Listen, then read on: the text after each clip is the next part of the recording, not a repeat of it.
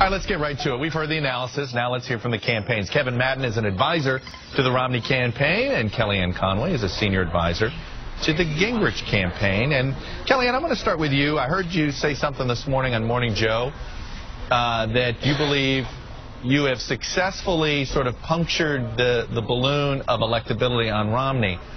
But how have you, how do you pivot? How do you make the case that somehow Gingrich is electable himself, given his history in '96 and '90, the two times he led the party to defeat? He led the party to defeat. Actually, the Republicans still had a majority when he resigned as Speaker. But in any event, I think it really comes down to, Chuck, whether voters want to look backward or forward. I was a very vocal critic of the strategy in 2008 by the McCain campaign to focus Bill Ayers. And the reason, and many in the media did that too, in the conservative media, why? Because people vote according to their own future aspirations, not according to somebody else's past association. And so if people want to revisit the mid-90s, they're welcome to it. And he's going to go out there and talk about people's futures, particularly bringing that case to Florida, where folks are anxious to envision it that way. Breaking the back of electability, though, was so critical for us because it had become a substantive issue, not a process issue. And the hot air out of the electability Hindenburg, is emitting now. Now we pivot and we show that we won the delegates in all 7 congressional districts in South Carolina. It was a major sweep. Really, the only demographic groups that Governor Romney carried were folks making over $200,000 a year and moderates. There just simply aren't enough voters in those kinds of groups in these early states to make for a majority.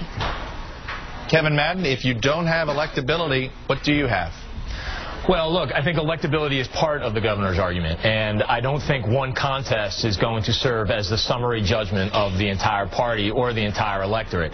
Let's not forget, it was only a couple of weeks ago that Speaker Gingrich was finishing 5th and 4th in other contests, where Governor Romney was finishing very well with conservatives. He was doing very well with economic voters. He was winning among women. He was winning among a lot of demographics. We had a contest in South Carolina where Speaker Gingrich won.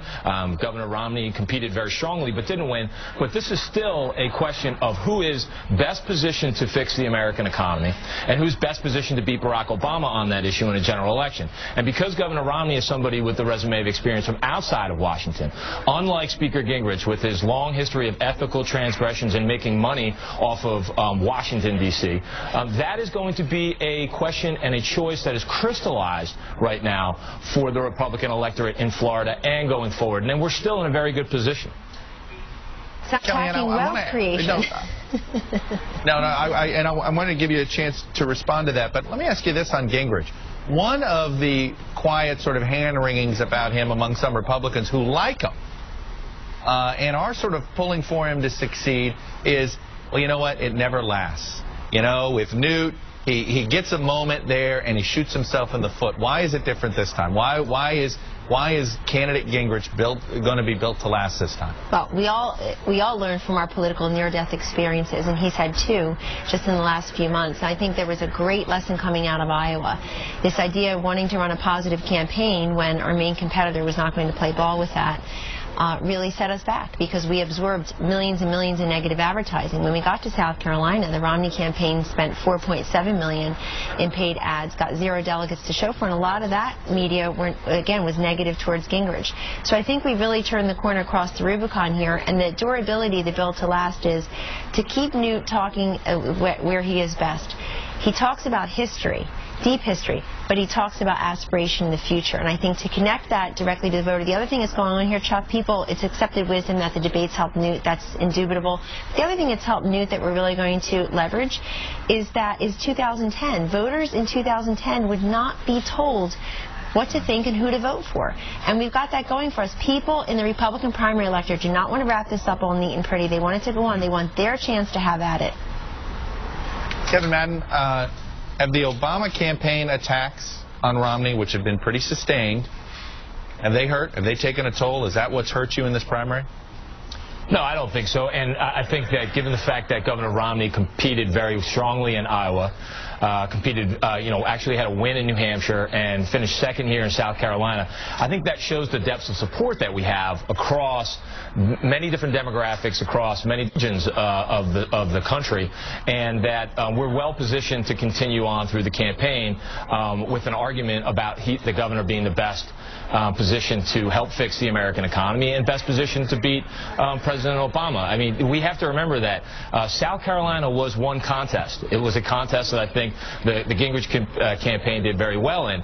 But let's remember that this is going to be we're a campaign that's built for the long haul, and this is going to be a nomination that's earned. And I think I would actually agree with KellyAnne on that. Hey, Kevin, very quickly, this insider-outsider argument you're making, you guys have all the endorsements. Yeah.